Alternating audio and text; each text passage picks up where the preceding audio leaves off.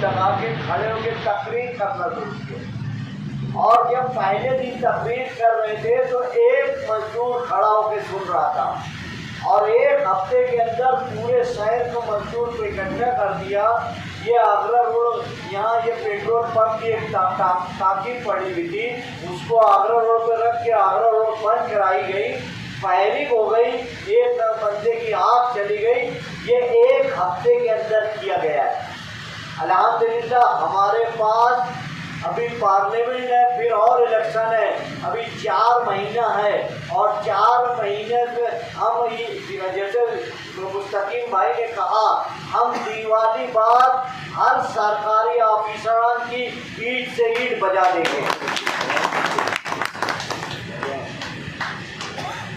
हमने कभी भी शहर में कोई भी तहरीक शुरू की है तो अल्हम्दुलिल्लाह आपके ताउन से हम कामयाब रहे। चाहे पावर लूम 7 दिन बंद कराना हो, चाहे निहाल साहब के साथ एक्साइज ड्यूटी का पावर लूम 23 दिन बंद कराना हो, कोई भी मामला हो, हम कामयाब होते थे क्योंकि हमारे अंदर जुलूस था, हमारी नीयत साफ थी। कोई लीडर ये बोला यार हमने लाए, हमने बेच डाले, तुमने लाए तो तुम हमारा बस कर चले तो नारू शंकर का किला भी बेच डालेंगे। ये बेचना नहीं चाहते हैं, हमको बेचेंगे, हम तुमको घर बैठा देंगे। ये बात ध्यान रखना, ये शहर नाइंसाफी बर्दाश्त नहीं करता है। अगर कोई ये बोलता है कि मैं इस शहर में एक जलसा लेके 2 जलसा लेके तमाम लोगों को मैं हमवार कर लूँगा तो वो दिन गए। अब समाजवादी का मर्द मुजाहिद अबू हाशिम आजमी जो हर मर्तबा इस शहर के लिए, इस कौम के लिए आवाज़ उठाता है, हर चीज़ बोलता है। हमारे जब 12 नवंबर का मामला था तो हम दावतनामा बांट रहे थे तो बहुत सारे लोगों ने ये कहा कि जुमा का दिन है, आप लोग नहीं कर सकेंगे। तो हमने कहा कि ये रसूल की बात है, ये तुम्हारे हमारे घर की बात नहीं है।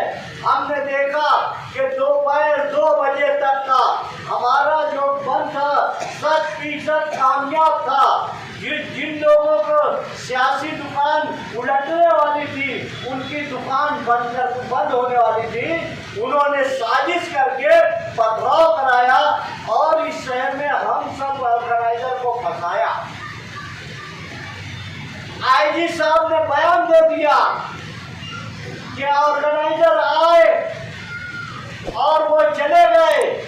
कुसुम्बा रोड से जो जुलूस आया उन्होंने ये सब काम किया। यहाँ पर बात है हो जाती है, मगर सरकार कांग्रेस और एनसीपी की थी भाई।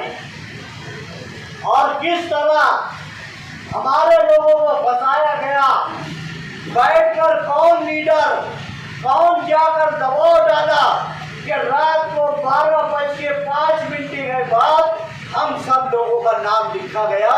ये FIR में लिखा है, याद रखो भाइयों। मैं सब बातें बताऊंगा, कौन क्या किया इस शहर के साथ, कौन कौम के साथ गद्दारी किया है, उसका जवाब आप वोट के जरिए से देना। यही हथियार है आपके पास। आपको बताना है कि तुम हमारी वोटों से आते हो, ना कि तुम जो है हमारे ऊपर राज करोगे, गलत करोगे, राज करोगे। ऐसा हम चलने नहीं दिया जाएगा।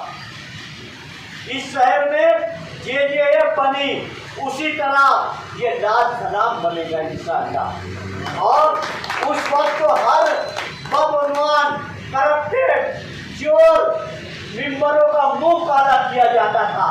आज तो किसी की मिंबर ही नहीं है, मगर आज हम ऑफिसरान को ज़रूर बताएंगे कि हम क्या कर सकते हैं।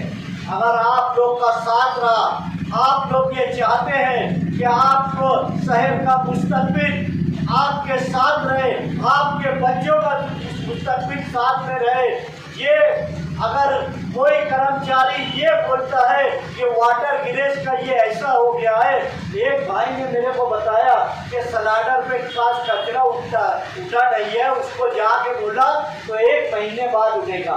1 महीना क्या 1 महीने का पैसा दे रहेगा ये वाटर गिरेज वाले? ये कमिश्नर क्या कर रहा है, इसका भी जवाब दिया जाएगा। आपका साथ चाहिए।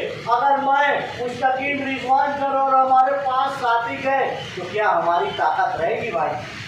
नहीं रहेगी। सियासत में, राजकारण में सर गिना जाता है। जिस तरह आप लोग हर तहरीक में पूरे साथ में आते हो, ये तहरीक में साथ में आना, क्योंकि आने वाला वक्त प्रशासक जो है जुल्म कर रहा है। प्रशासक जो है 600 करोड़ की कारपोरेशन का 2 साल होने पे आया है, 1200 करोड़ कहाँ खर्च किया बताइए? हमारा जीएसटी का पैसा 200 करोड़ आया, वो कहाँ गया? 166 करोड़ कहाँ गया? 500 करोड़ अंडरग्राउंड का क्या करने वाले हैं, क्या करने जा रहे हैं? ये सब का हिसाब दिया जाएगा। ये कानूनी तरीके से मुस्तकीम लड़ता है, हम अवामी तरीके से लड़ेंगे। हम हर तरीके का हर साथ चाहिए। हमारे पास ऐसा ज़्यादा वर्कर चाहिए।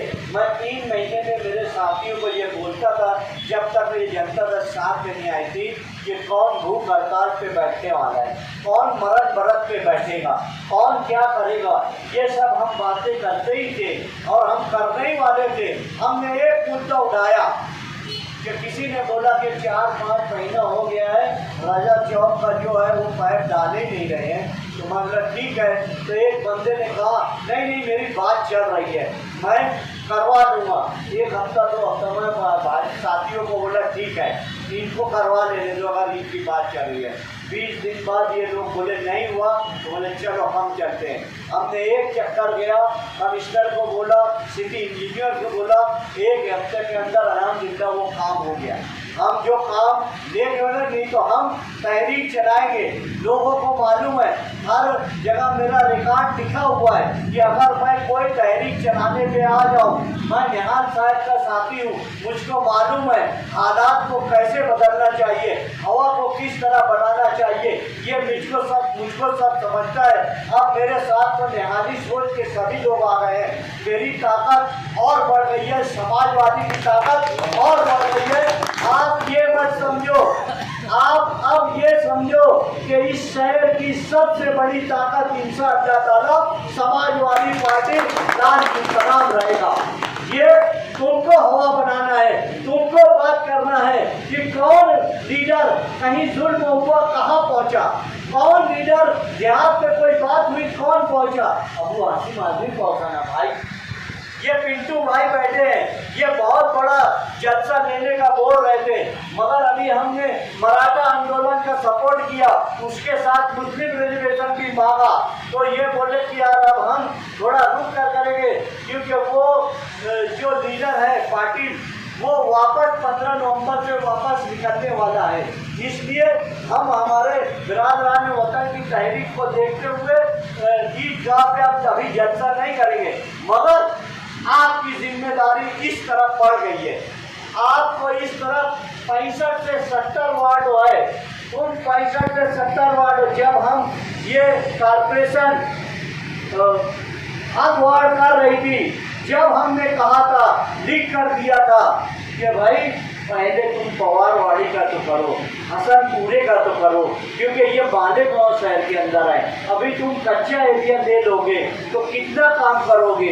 20 साल से दादा मुझसे एमएलए है, तुम दयाना मालदा दरेगांव से जाकर देखो क्या कर रहा है। हमारी तालीम की जगह जो है एमएससी कॉलेज उसके ऊपर 66 केस करवा रहा है। ये हमारा दुश्मन है मुस्तकबिल का कि दोस्त है, ये भी हिसाब बताना है। आपके साथ दयाना मालदा दरेगांव के लोग जो हैं और यहाँ से धूलिया तक के जो लोग हैं, वो लोग ध्यान रखे कि यार तुमको जो है कौन बचा सकता है, तुम्हारी बात जो है असेंबली और पार्लियामेंट में कौन रख सकता है, ये फैसला करने का वक्त रहेगा।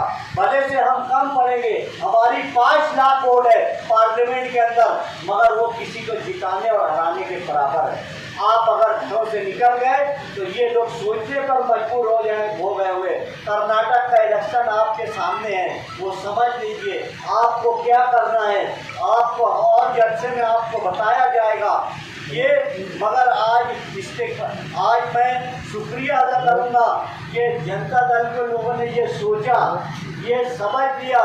ये निहाल साहब थे तो 3 MLA 5 MLA रहते थे, मगर जब विषय आ गया तो चाहे रात का 8 बज जाए चाहे 10 बज जाए, निहाल साहब की असेंबली हाल में बात सुनने के पहले खत्म नहीं करते थे। आज अबू आसिम आदमी है, आज 2 MLA इंशाअल्लाह ताला इस शहर से भी हम MLA भेजेंगे ताकि 3 MLA होगा।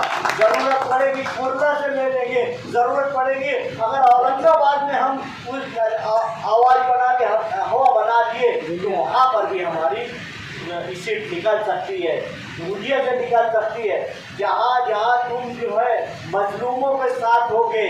मैंने निहाल साहब के साथ जब मीनू के पास था तो पहला जुलूस जो निहाल साहब लेके गए थे, हिम्मत नगर के आदिवासियों का लेके गए थे, साइकिल पे नासिक कलेक्टर ऑफिस ले गए थे, उनको वहाँ पर जगह दिलाने के लिए।